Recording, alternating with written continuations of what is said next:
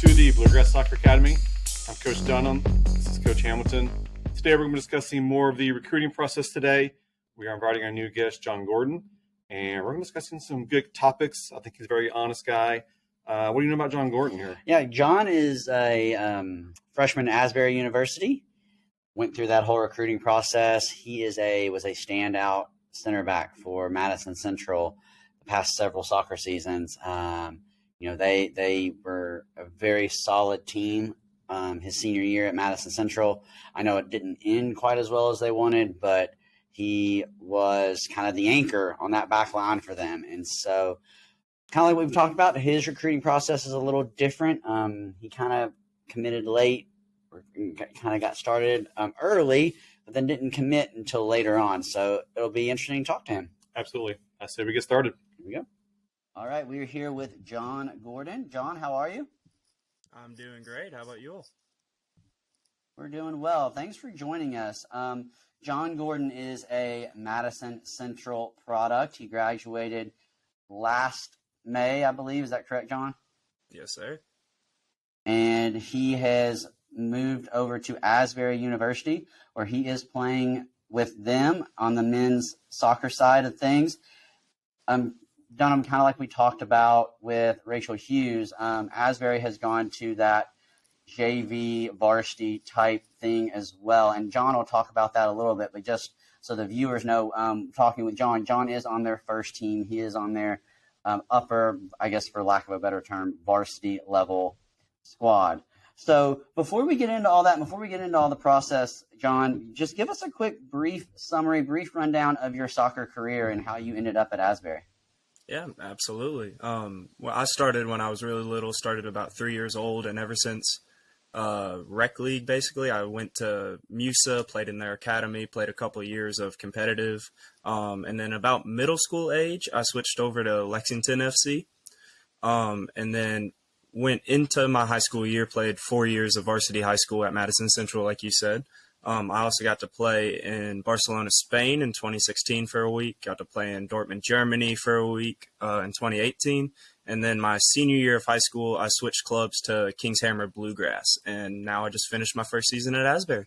So, Jon, you moved to LFC and you said you traveled abroad a little bit. What kind of leagues were you playing in at LFC? Were you in like the ECNL or the MRL type of leagues? What were you guys competing with there? LFC, we competed in like the ECNL mainly. We did get a bid to National League 1 year, so we got to compete in that, which was really fun. The International was more of like, I guess you could say, a private organization. I kind of went to camp, and from that camp we went to the international places. And Germany was from like the ODP side of it all. Okay, Jon, let's get into the recruiting process a little bit and just kind of give us a quick rundown of how you kind of got started in that. What did you do to set yourself up to be recruited? I know my very first college experience was a center college camp. Whenever I was in middle school, just went with some friends, some fun, and they talked a little bit about recruiting to us. And so as I grew up, just a lot of emails sending to coaches. I remember I had a coach, had my head coach at Central talk to me, sit me down, just tell me what to expect and everything. And so based off his experience, I was able to go to like more ID camps, reach out to more coaches, but just tons of emails over and over, and sometimes even text messages. So with your high school coach, I know he was formerly a college coach himself. Did you rely on him a lot of your advice, or did you already know a few things prior to getting that started? I didn't know a lot. I knew a little bit, like, yeah, there's colleges out there. Yes, I do want to go to college, but I really didn't know how to start it all. And he took me and my parents and just kind of set us all off in the right direction, just finding colleges and then starting to communicate with them all. And Jon, was this something that, did you know all along that you wanted to play in college? Is this something that you wanted to do, or was this kind of something that grew as your soccer career grew? It definitely kept growing, but as a little kid, I've always wanted to play at like the highest level I could. And seeing older players, how they keep going to college and sometime even pro, I knew I could go to college. So my first goal was to go to college. And now that I'm here, I'm still trying to grow and see how good I can be. Jon, we've had a mixed reaction to this next question. I'm interested to see how it worked out for you, especially with the level that you're playing at. Did you go about any type of highlight tape, highlight reel when creating, your recruitment? Absolutely. I got lucky enough. My dad is very good with computers, very good with editing. And so he helped me a lot with the highlight reels. All I had to do was watch over the games, find the clips I would like, and I would basically send them to him, and he would create the highlight reels. I know right now I've got about 4 out right now. And during the COVID times, my dad actually had the idea. He's got a whole website for me, which has my information, highlight reels, even full game footage that we were able to get. So when you were making these films and you were sending them out to coaches, did any college coaches come back to you and say, hey, your film looks amazing. Can you send me XYZ instead? Yes. Most coaches, if they're really interested, they will see your highlights and sometimes want to see a full game, just because in highlight reels you'll see the good. Sometimes they want to see how it leads up to everything. So a couple coaches have always asked for full game films and easily sent them the link. Yeah, that's really amazing. Personally, I never thought of them asking for a full game, but that's a great idea and understanding to know that they want to see your ups and downs through a full game. So I think that's important to notice there. So, Jon, as this recruitment as you start to get contacted, who is doing who's reaching out to you? Are you finding it's more of head coaches? Are you finding it's more assistant coaches or recruiting coaches? Or how does that work? Who are you hearing from once you start to get contacted? It was a good mix of each one of them. I remember getting texts from some head coaches. I remember meeting face-to-face with assistant coaches. I did find a pattern during in-season. It was a lot of assistant coaches because, of course, the head coaches are focused on the performance they're in right now. But it could be almost anybody a part of the programs. I remember I even emailed a goalkeeper coach at one college, and I'm playing a center back, and he just told me he liked the videos and he was going to keep talking to me and try to see if he can talk any of the coaches into it. Awesome. So did you, as you start to, and maybe, I don't know if you had an idea of where you wanted to go or if that kind of process kind of narrowed down as you went, but did you take any visits? Did you go anywhere? Did you go look at schools, whether it was official or unofficial? I took a lot of visits, and I really didn't know exactly where I wanted. All I knew was I wanted to be in college. So my dad really pushed me to go to visits, really experience like what a normal day in the life of any student there would have. And a lot of those visits, I got lucky enough to meet some of the players, sit down with the coaches, talk to them. And then even in the like unofficial visits where I might not have been able to talk to them, I was still able to tour the campus, see any spots I like, just see what's around. So going on those visits, When you were on, go ahead, Donald. when you were going on those visits, when you were speaking to the players, did you ask them specifically, hey, what's this coach really like behind the scenes instead of what's he giving me as a recruiting coach? Absolutely. I know a lot of coaches, of course, want the players there, so they might be a little nicer than what they tend to be. But, of course, the players are going to be straight up with you because they want you to enjoy your time wherever you go. So I always ask the players, like, hey, how are you liking it here? What's kind of the fun things you all do? Is there anything I should know before I might look into this college further? And following up on that, since you did get to touch of the players there, did you get a sense that some of the players were also trying to recruit you as well? Or were they just talking to you as like another dude that's coming into school? It usually depended on how the coach told them to treat me, because I know that each college was different. Some players that are just kind of like, okay, it's a recruit, let's just show them around, tell them it's a good time and everything. But then there's some other colleges that are like, yeah, we've heard about you already. Our coaches told us a lot. We think you'd be a really good fit for our program. Very cool. And Jon, just out of curiosity, I'm sure as you are meeting and talking to these coaches, besides, trying to get you there and on their field, what are some other things that they're talking to you about? Does playing time come up? Does practiced? What comes up in those conversations that you're having? I would always try to have a list of questions I might want to ask the coach. One, to make sure he knows I'm still interested and I'm not just there for a random visit. But it's always good to have information. One of the biggest questions I always ask is like, where do you see me in the program? And that might freeze them for a little bit, might catch them by surprise. But most of the coaches will be straight up, tell you exactly how they think, and if that is fitting what I want, then I'm going to pursue that college a little bit more. So knowing that, John, when you're on these visits, talking to players, talking to coaches, getting these deeper conversations, this may be kind of a two-part question here. Was there anything that happened that made you like a school more than you thought, or possibly made you turn away from that school that you weren't expecting? I've got an actually interesting story for this because I went to DePaul University up in Indiana, and like I said, got to meet players, got to sit down with the coach, and I asked the coach the question, where do you see me? And he looked at me, he smiled, and he said, I could see you starting for our team. And I won't lie, that got me a little bit excited. I was like, okay, that's cool. But as I'm going back to Richmond, I kind of thought to myself, is that really what I want? That sounds awesome, starting right there, but is that really how I'm going to advance myself in the game?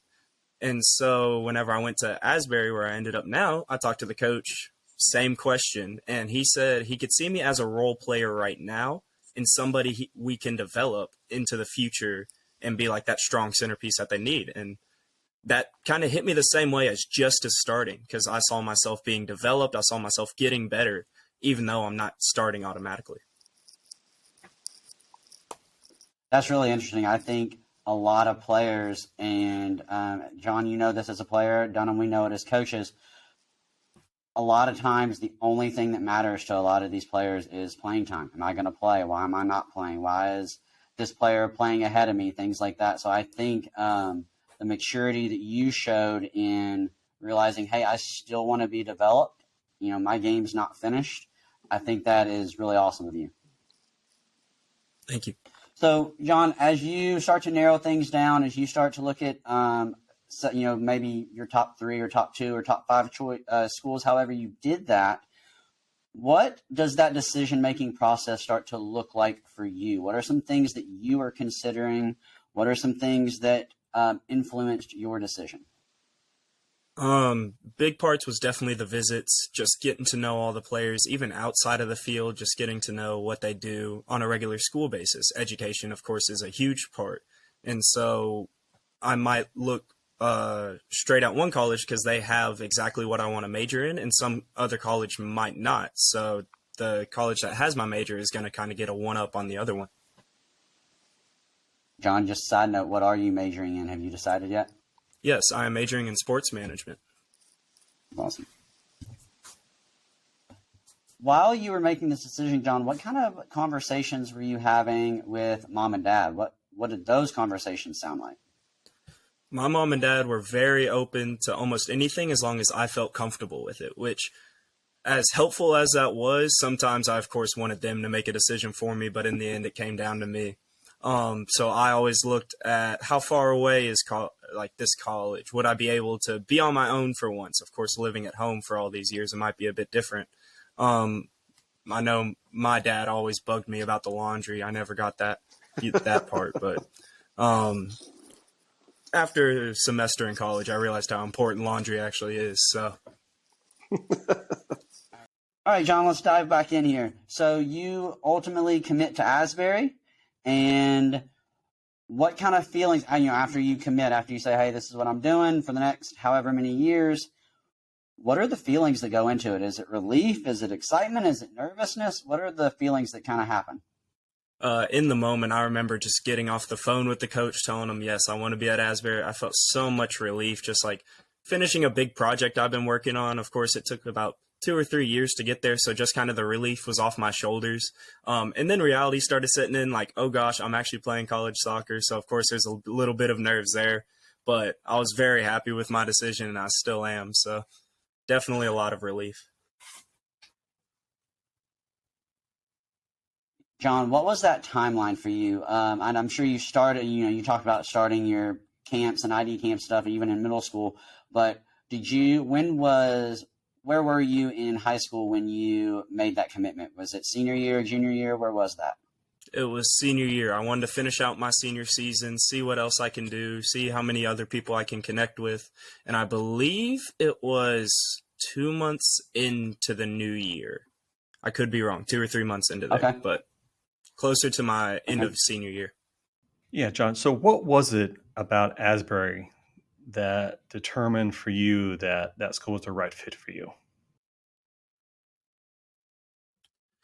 Definitely the major part, just like I said, Asbury had my major, some of these other schools didn't. Another thing that really helped was on my visit, I got to actually spend a night in one of the players' rooms, got to talk to a lot of his friends, and I felt like I really made a connection with them, whereas the other colleges, I just kind of got to see the players. Yeah, I recognize them, but I never really got to know them. So Asbury was just very welcoming, and their whole visit plan, got to sit in on a couple classes as well, which was really helpful.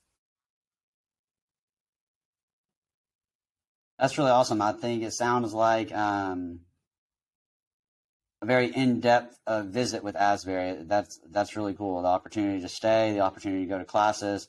I think that's very unique. I don't know, or at least in our recruitment series thus far, we haven't heard a lot about these visits getting that in depth. So that's really awesome. All right, John. So let's talk about just a little bit about your freshman season a little bit. I guess finished up at this point. John, you taught me something tonight before we went on the air. You said that you guys are currently playing in the now correct me if I'm wrong here, but the NCCAA? Yes, that's correct. And kind of describe that to the listeners like you described it to me. NCCAA is basically the Christian side of a sports conference or division. Certain schools are put off into that division and compete against each other. But the difficult part is that we are right now in a transition phase where hopefully, as long as everything goes right and everything's going smoothly right now, my junior year at Asbury, we will be officially transferred into the NCAA Division III. So that's awesome. I'm not sure what all goes into that transfer, but I think it's cool that you get to be a part of that. It'll be interesting to see what that looks like for you guys as players. So, yeah, you mentioned previously always wanting to improve your game and challenging yourself. Now that you're at the collegiate level, have you thought about looking for a higher level school to advance your career? Yes, I've definitely looked at other schools. Of course, UK is a big school right next to Asbury. I go to a lot of their games, and I think, man, it would be really cool to play for this team. And if I keep developing, like I hope Asbury keeps developing me, I would probably shoot for any of those D1 colleges that I think can also better my chances at keep playing after college. Yeah, that was something that I was going to go back to as well, Dunham, because earlier you mentioned that you were still working on those recruiting videos pretty much. You're still making your highlight films and things like that. So, again, just a note to those being recruited, I guess it's kind of to say, recruitment never stops, it never sleeps. So John continues to work on it, even though he is at the collegiate level already. So talk to us a little bit about especially since you are playing in that, on that first team, talk to us a little about the day in the life of a first team college athlete. What's that look like for you? Of course we're off season now, but in season, I remember first it started with preseason. That was a tough 3 days of conditioning, technical work, all of that. But after preseason, it began. Trying to remember my schedule. I don't know how I've already forgot it. Practice usually every day. If you have a game day, it's always a recovery after the recovery day after game day, if that makes sense. But I'd wake up, I'd go to class, eat lunch, go to my next class, and we always had practice at 4:00. It would be 4 to 6 or 6:30. After that, the whole team would go to lunch at the caf, is what we call it, or the cafeteria. After that, get back into my room, see what's on tap for my next day, and kind of just a repeat. So looking back on the season and remembering your expectations of college while you're in high school, did anything happen this past season that made you think, wow, I did not expect that? Um, Probably not sports wise. Academically, yes, because workload jumps a bunch. But I will say the freedom of what you can do in your spare time, whether that's go out and kick around a little bit extra, stay after practice for some extra shots. It was nice to be able to do what I wanted. So I don't have to worry about getting home at a certain time. I don't have to worry about, oh, my coach is going to leave, so I can't talk to him. It basically just gives me more opportunities to better myself or like learn something new if I ever need to. John, in this division that you guys are playing in, you mentioned off air Campbellsville. What other teams did you guys play? I think my whole team could agree. The most difficult team, I'm trying to remember their name. They're from North Carolina. I don't think it was Covenant. I really can't remember, but they were a very technical team. Definitely, I don't think we were prepared for them, or at least expected how good technically they were, moved the ball really well. But more common opponents, we played Midway, we played Transylvania University. We even got to play DePaul, which was one of my recruitment lookouts. So that was a pretty fun game to go back into. John, I know you played center back at Central. What are you playing at Asbury right now? I'm playing center back still. Okay. All right, John. So now that you can kind of reflect on this whole process, you can kind of look back at a process that, again, sounds like it even started in middle school for you, which is a little earlier than I think some people realize. That some people get into that mindset of, okay, it's time for me to get recruited. Is there anything that you would do differently within just the recruitment process of things that you would change or do differently? I would probably put more work in for myself because I remember starting off with the recruiting process. I was pretty nervous to talk to any coaches. If I went to a camp and I don't think I did good, I would kind of just walk off without saying anything to them. But I slowly got into the habit of no matter what happens in a camp, always try to reach out. Just put your name out there. I remember giving kind of an ID card to coaches that basically had my name, had my highlight reel, like link, everything like that. And I remember giving it to a coach and not hearing anything back from him for about 2 months. And then he calls me up and said, I had this card sitting here on my desk and thought I should just talk to you. So just being able to get your name out there, I wish I kind of did a bit more as I was starting, which I slowly grew into it, but could have been better.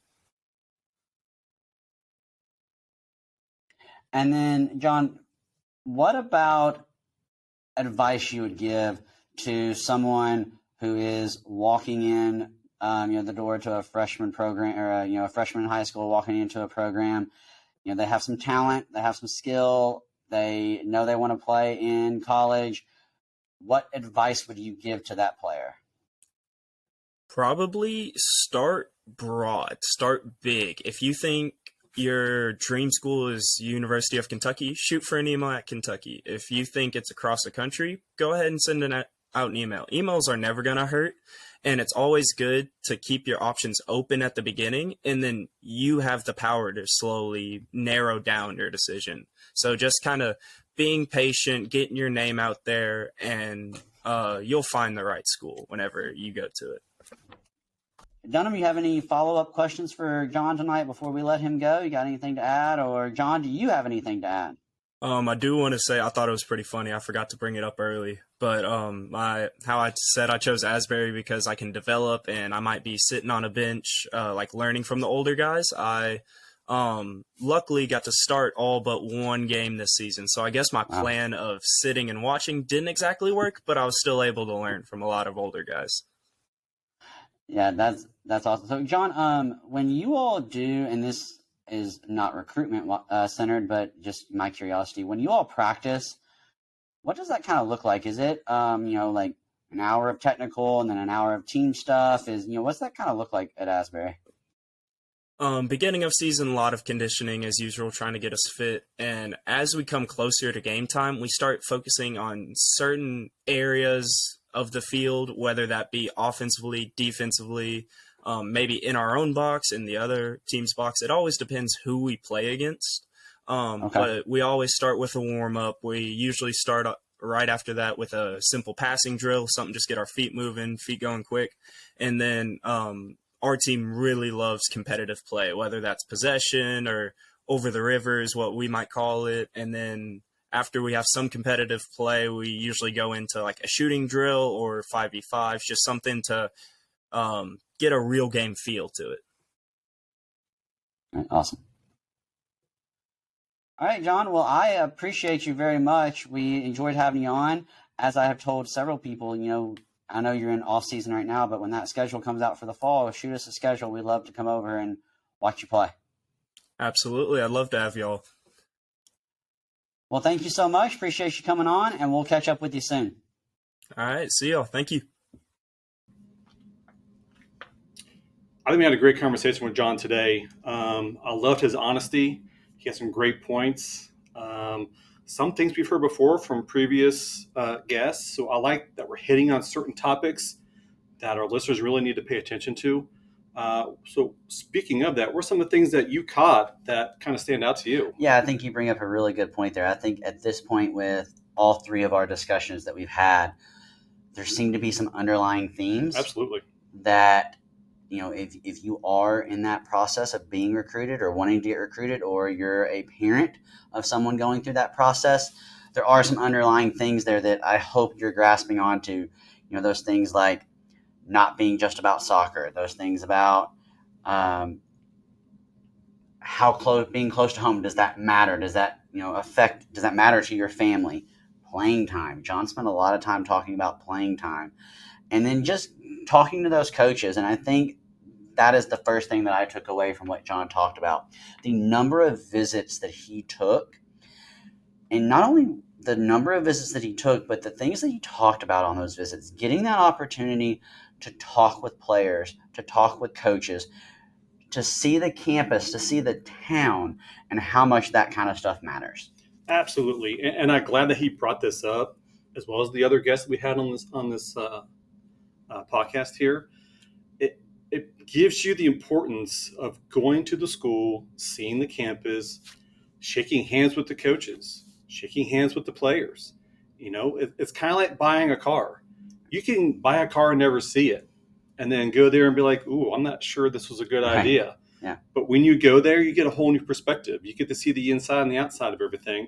You see how the program gets run, and I think every one of our guests making points on these visits. I think when you prepare for these visits, have a checklist. Yeah, absolutely. Things you want to check off that you want to make sure get done. And I think that's going to help you in your decision making. Yeah, good idea to just go ahead and from the beginning, and I think that's a conversation that you have with mom and dad and anybody else 100%. who's important in your life. But, you have those non-negotiables. Like, okay, this is something that my school has to have. And if they don't, then they're off the list. Have Right. those non-negotiables going in so you don't talk yourself into a place that maybe you don't really love. Yeah, absolutely. So I think the next thing that we saw there that I think that Jon brought forward was starting broad. It's never a bad idea. Again, like most of our guests have said, send out some emails. If you don't get a response, that's okay. But you never know what's going to trigger a coach to say, well, I'd like to check this person out. So why not hit that school up that may be beyond your talent range? Maybe they've got a JV team that they can try you out for. Or maybe they lose a recruit for some reason. They say, well, let's give them a chance. So start broad, but that's also the importance of starting early in your freshman year. And I think something important that Jon mentioned was, especially early on, when you start broad, not immediately telling a school no. Even if you're pretty certain that, hey, I don't want to go to that school, that's not where I want to go, still being cordial and open and saying hi, talking to that coach, because in 2 or 3 years, if you have started early, you don't know what's going to happen in those 2 or 3 years where maybe that school that you originally thought, I don't want anything to do with them, Now maybe you're like, that wasn't such a bad idea anyway. But I think that's a great point there, and I like that you said that. But one thing we make sure our listeners understand is don't lie to those coaches. Right. If they ask you directly, how serious are you? If you're not sure, tell them you're not sure. If they're on the bottom of your list, tell them you're on the bottom of the list. Lying to them, it's showing your character and your maturity. And if you just have a conversation with them, they'll understand. And so if a year later things changed, maybe they moved up on your board a little bit, tell them that. Always be honest with these coaches. Again, open communication. Awesome. One of the most telling things that Jon brought up for me, and I don't think I've ever heard before, is he spent all this time putting together his highlight video. Here's where I am awesome.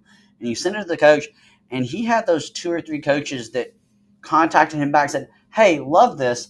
I want to see that full game. I've never heard of that before and they're on that recruiting trail, but I think that just brings up a lot of good points when you are going in and developing these highlight videos. Yeah, and I think this also gives the understanding that all coaches are different. Right. Maybe, like Olivia Swafford, she didn't even send video. And then you've got this coach here with Jon that wanted full game clips. Maybe somebody just wants highlights. Maybe somebody just wants situational type of clips. Right. Of maybe you're a right midfielder. Let me see all your crosses. Let me see all your corner kicks. Let me see all your free kicks. You never know what they're going to expect, so always have stuff ready. Yeah, and so I found that for me, if I was going through this recruiting process, having those full game clips, which now most teams, they're so easily accessible with VO and Trace and all those, and even just a mom and dad's cell phone camera, so easy to do, but maybe things we might overlook without hearing that Jon say that. Absolutely. Yeah, the next thing that we've looked at here, and again, something that a few other guests have brought up before, is when you're sending out emails and getting responses, have questions ready. It not only shows that you're mature, but it shows you're prepared. And it's also showing that you're not just going through this procedure, you're actually taking things seriously, and that choosing the right school matters to you. So having a set list of questions to ask that are important to you is going to make a big difference in your decision factor. And I think this ties into the last thing that we were going to talk about really, really well. Jon mentioned what he wished he would have done differently was sell himself more. And he mentions the reason he didn't was because his personality is a little more reserved, is a little more shy. Sure. And so having that set list of questions, now when I approach a coach, I know 2 or 3 things that I want to ask that coach. So I don't feel like, oh, what am I going to say? How am I going to introduce myself? What am I going to say to this coach? You already have those. I have those 2 go-to questions that I'm going to approach every coach with. Right. And I think it's important here to understand that when you're asking these questions, be yourself. You don't put on some new persona trying to be something that you're not, because I'm sure the coach will see through it. So, have your list of questions. If you're shy, be shy. If you're outgoing, be outgoing. That may be something he's interested in as well, as what kind of personality that you have. Yeah. So I really like that Jon mentioned selling yourself. Take those early visits. Be confident. You never know what's going to happen with this process. Have those videos ready to go. Have all this stuff where, hey, I'm the best thing that's going to happen to your program. Yeah. Like you said, selling yourself. It's about confidence, not just in you, but in your talent. Right. They want to know that you believe in yourself. And just like some of our previous guests said, they weren't confident or they had self-esteem issues.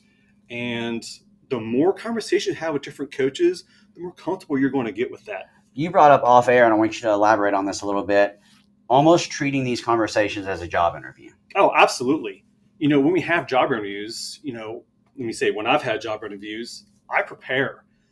I have stood in front of a mirror, I've stood in front of a camera, and I videoed myself asking questions back, answering specific questions that I'm maybe expecting, and getting used to that conversation, preparing myself for random questions. The more you do that, especially, I'll tell you what, when you put yourself in front of a camera, things change a little bit. And if you get used to that, those conversations on the phone, or maybe you've got Zoom calls going on today, it becomes a little bit more comfortable once you get used to doing it over time. Yeah, absolutely. I think that's a great point. I think that's a great analogy to put this through, because even as high schoolers, we're having job interviews. You know, these high school kids, we want to make money. We want to have spending money, pocket cash for the weekend. So they know what that's like. They know going into an interview, you can't go in blind. So I think that's a great comparison. Absolutely. Again, great conversation with Jon today. And like we've said numerous times already, we're starting to see a trend in some of these conversations.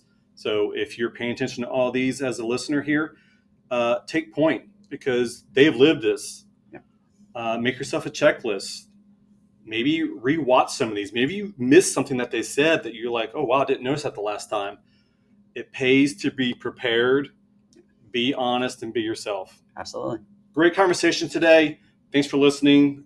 This is the Bluegrass Soccer Academy.